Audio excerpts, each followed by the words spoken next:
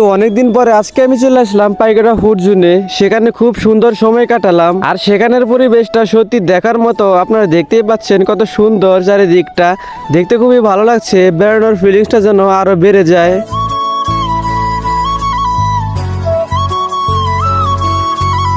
Basically সময়ের ব্যস্ততার কারণে তেমন আসা হয় না আমার এই পাইকরা ফুড জোন। নিকটবর্তী রয়েছে পাইকরা ব্রিজ। তারপর আমি যখন একটু সময় পাই তখনই অবশ্যই সময় কাটানোর জন্য চলে আসি আমি এখানে।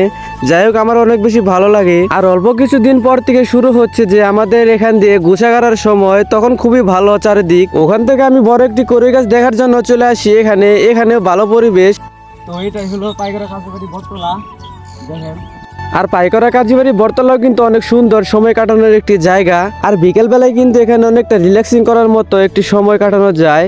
যাই হোক, আমি এখানে একটু সময় কাটালাম আজকে, আমার অনেক বেশি ভালো লাগলো। আপনারা চলে আসবেন এখানে বেড়ানোর জন্য, আপনাদের আশা করি অনেক ভালো লাগবে। আর সেখানকার নৌকাগুলো সুন্দরভাবে সারিবদ্ধভাবে আছে, নৌকা রাখা হয়েছে বিভিন্ন জায়গায় যাওয়ার জন্য। যাই হোক, ভিডিওটি একটু আগের হলেও আপনারা একটু মানিয়ে নিন কষ্ট করে। আপনাদের সাথে আবার দেখা হবে নতুন কোনো ব্লগে।